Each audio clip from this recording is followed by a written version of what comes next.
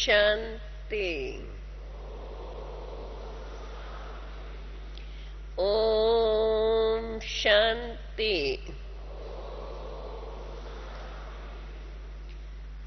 ओम शांति।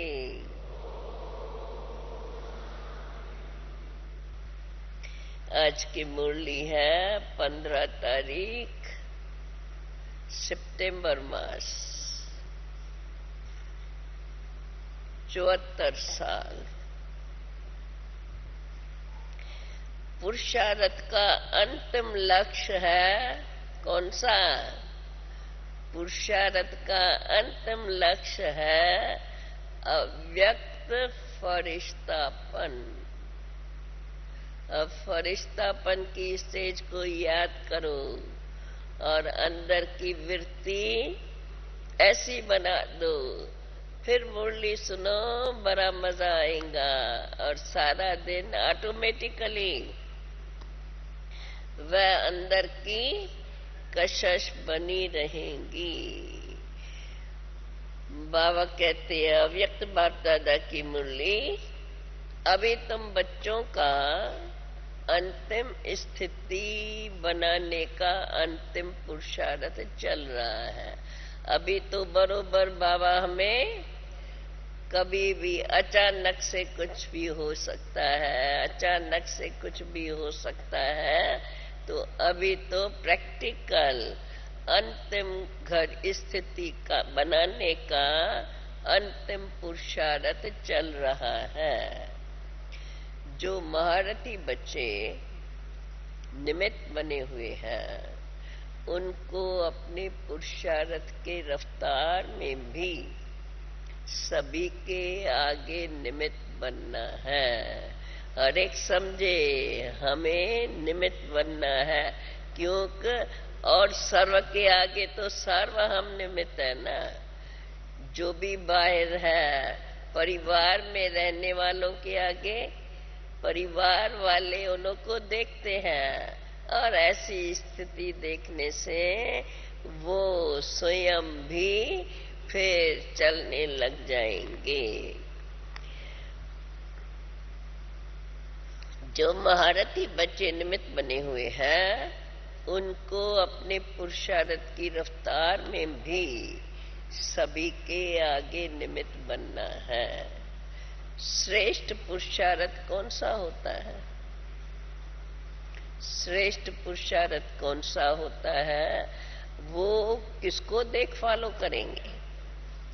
जैसे कि साकार में पुरुषार्थ कैसे करना है और पुरुषार्थ किसको कहा जाता है। पहले तो पुरुषार्थ के सिंबल अर्थात साकार ब्रह्मा बाबा को देखते हुए सब आगे बढ़ते थे, लेकिन इस समय साकार में सिंबल कौन है? महारथी। क्या महारथियों का ऐसा पुरुषार्थ चल रहा है कि जिसको देखकर अन्य आत्माओं का भी पुरुषार्थ सिंपल हो जाए? अंतिम पुरुषार्थ कौन सा है? क्या उसको जानते हो? जैसे शुरू में देहाभिमान को मिटाने का पुरुषार्थ रखा, मैं चतुर्भुज हूं। इससे स्त्री भान, कमजोरी, कायरता आदि सब निकल गई और आप निर्भय और शक्तिशाली बन गए। शुरू की बाबा बता रहे हैं ये जो इतने हंगामे और बांदेली रही, अभी तो देखो थोड़ा ही बांदेली होती है तो घर में बैठ जाती है, थोड़ा मेहनत करती है पर अकेली पड़ जाती है। बाबा कहते हैं तो जैसे शुरू में ये लक्ष्य रखा तो आप निर्भय और शक्तिशाली बन गए। तो जैसे आदमी दे अभिमान मिटाने के लिए कि मैं चतुर्भुज हूं, यह प्रैक्टिकल पुरुषार्थ चला ना, चलते फिरते बात करते ये नशा रहता था, मैं नारी नहीं हूं, मैं चतुर्भुज हूं। तो ये दोनों संस्कार व दोनों शक्तियां मिल गई, निर्भयता की शक्ति मिल गई। जैसे कि ये दोनों कार्य हम कर सकते हैं, वैसे ही अब अंतिम लक्ष्य कौन सा स्मृति में रहे, जिससे ऑटोमेटिकली वह लक्षण आ जाए। वह अंतिम लक्ष्य, आप लोगों में से किसने ये पुरुषार्थ किया था, हम चतुर्भुज हैं? हम लोगों का तो शुरू में ये था ही, और एक भटनागर भाई, और कोई है नहीं, ये भी तो पीछे ही आए ना, क्योंकि ये सेवाएं तो फिर विस्तार से पीछे ही चली है। अंतिम लक्ष्य पुरुषार्थ के लिए कौन सा है? रफ्तार ढीली करूं या तेज चलती रहे? मुरली लंबी है, संडे का दिन है, और मुरली बड़े ध्यान से न सिर्फ सुनते रहें परंतु मन को उस स्थिति में ले आए। अच्छा, अंतिम पुरुषार्थ के लिए, अंतिम लक्ष्य पुरुषार्थ के लिए कौन सा है? बाबा जवाब बताते हैं, वो है अव्यक्त फरिश्ता होकर रहना। अव्यक्त रूप क्या है? फरिश्तापन ही तो है। उसमें भी लाइट रूप सामने है। अभी बाबा उसका डिटेल बता रहे हैं। फरिश्ता रूप में भी तो लाइट रूप सामने है। अपना लक्ष्य वो सामने रखने से, जैसे लाइट के कार्ब में ये मेरा आकार है, जैसे वतन में भी अव्यक्त रूप देखते हो तो अव्यक्त और व्यक्त में क्या अंतर देखते हो? व्यक्त 5 तत्वों के कार्ब में है, ये शरीर 5 तत्वों का है, और अव्यक्त लाइट के कार्ब में है। लाइट का रूप तो है, लेकिन फरिश्ता रूप भी भले है, रूप ही लाइट का है, परंतु फिर भी आसपास चारों ओर लाइट ही लाइट है। जैसे कि लाइट के प्रकाश के कार्ब में ये आकार, फरिश्तेपन का आकार दिखाई देता है। जैसे सूर्य को देखते हो तो चारों ओर फैली हुई सूर्य की किरणों के लाइट के बीच में सूर्य का रूप दिखाई देता है। सूर्य की अपनी लाइट तो है, लेकिन उसके चारों ओर भी सूर्य की लाइट परछाई के रूप में फैली हुई दिखाई देती है। आता है ना याद, ऐसे दिखाई देता है। और लाइट में विशेष लाइट दिखाई देती है, विशेष सूर्य का रूप दिखाई देता है। इस प्रकार से मैं आत्मा ज्योति स्वरूप हूं, ये तो लक्ष्य है ही, लेकिन मैं आकार में भी कार्ब में हूं। चारों ओर अपना स्वरूप लाइट ही लाइट के बीच में स्मृति में रहे। स्मृति में ऐसे अपने को देखें और दिखाई भी दे तो ऐसा अनुभव हो। जैसे कि आईने में देखते हो स्पष्ट रूप से दिखाई देता है, वैसे ही नॉलेज रूपी दर्पण में अपना यह रूप स्पष्ट दिखाई दे और अनुभव हो। चलते फिरते बात करते ऐसे महसूस हो मैं लाइट रूप हूँ, मैं फरिश्ता चल रहा हूँ और मैं फरिश्ता बात कर रहा हूँ। फरिश्ता कैसे बात करेगा? बाबा कहते हैं वो इमर्ज करके ऐसा ऐसा अभ्यास करो।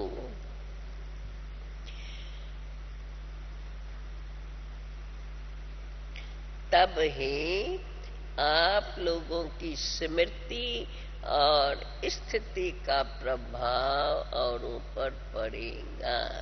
जब आप स्वयं प्रैक्टिकल में अनुभव करते ऐसे चलेंगे तब औरों पर ये प्रभाव पड़ेगा। और बाबा डिटेल बताते हैं कैसे अभ्यास करो। कर्तव्य करते हुए भी मैं फरिश्ता निमित्त इस कार्य अर्थ पृथ्वी पर पांव रख रहा हूँ, लेकिन मैं हूँ अव्यक्त देश का वासी।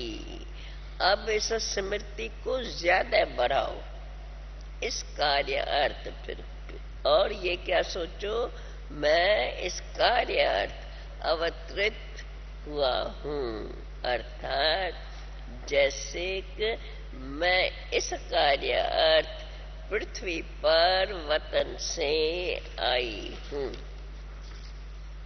फिर कारोबार पूरी हुई और वापस अपने वतन में। जैसे कि बाप आते हैं तो बाप को स्मृति है ना, हम वतन से आए हैं कर्तव्य के निमित्त और फिर हमको वापस जाना है। ऐसे ही आप सबकी भी यह स्मृति बढ़नी चाहिए कि मैं अवतार हूँ, अर्थात मैं अवतरित हुई हूँ अथवा अवतरित हुआ हूँ। अभी मैं ब्राह्मण हूँ और फिर मैं देवता बनूंगी। ये भी वास्तव में मोटा रूप है। मैं अभी ब्राह्मण हूँ और फिर देवता बनूंगी, ये भी मोटा रूप है, क्योंकि ये भी तो साकारी स्टेज है। अभी आप लोगों की स्टेज आकारी चाहिए, क्योंकि आकारी से फिर निराकारी सहज बनेंगे। जैसे बाप भी साकारी से आकारी बना, आकारी से फिर निराकारी और फिर आगे भविष्य साकारी बनेंगे। अब बाबा कहते आप लोगों को भी अव्यक्त वतनवासी स्टेज तक पहुंचना है, तभी तो आप बाप के साथ चल सकेंगे। अभी यह साकार से अव्यक्त रूप का पाठ क्यों हुआ? सबको अव्यक्त स्थिति में स्थित कराने के लिए, क्योंकि अब तक उस स्टेज तक नहीं पहुंचे हो। अभी यह अंतिम पुरुषार्थ ही रह गया है, क्योंकि इसी स्वरूप से ही औरों को साक्षात्कार होंगे। साकार स्वरूप के नशे की पॉइंट्स तो बहुत है। मैं श्रेष्ठ आत्मा हूँ, मैं ब्राह्मण हूँ, मैं शक्ति हूँ।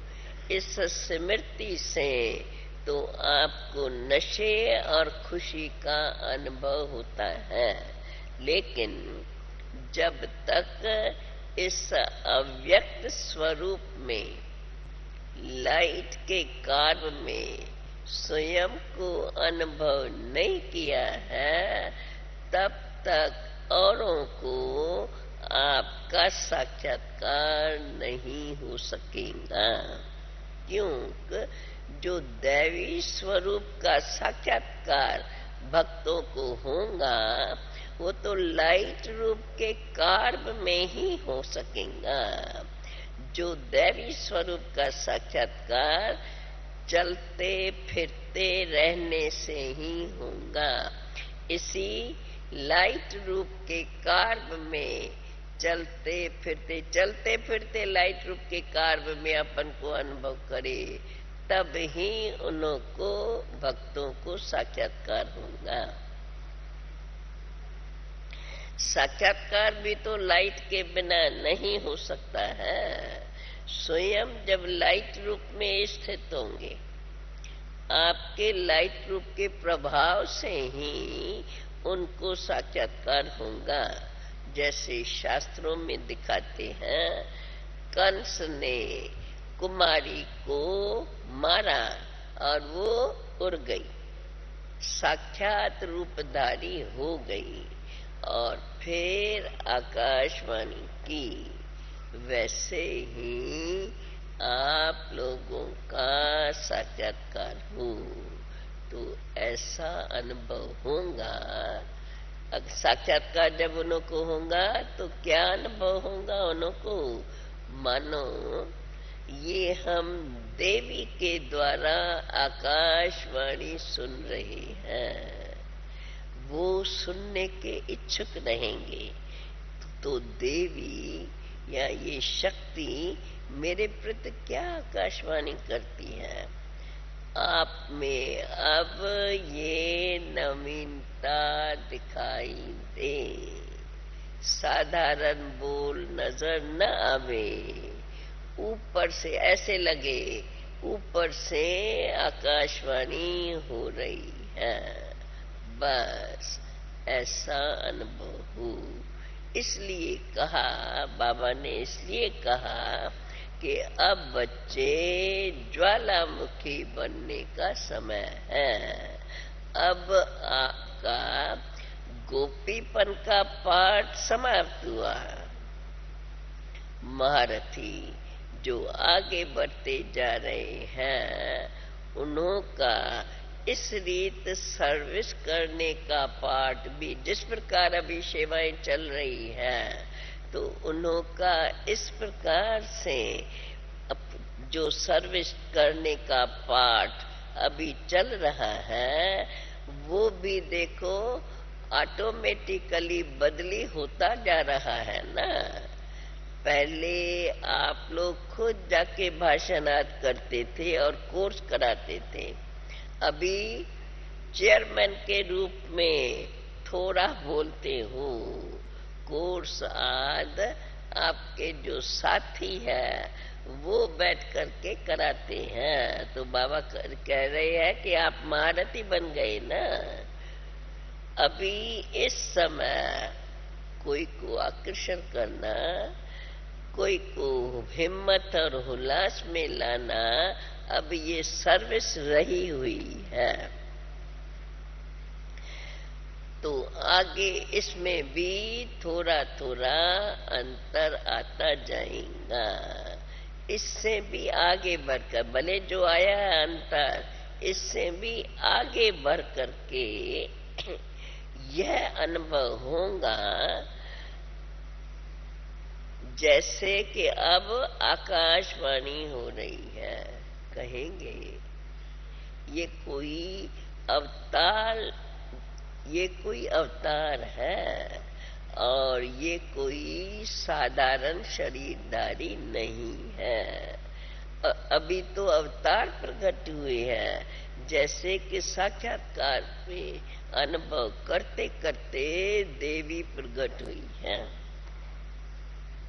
महावाक्य बोले और प्राय लो। अभी की स्टेज व पुरुषार्थ का लक्ष्य ये होना है।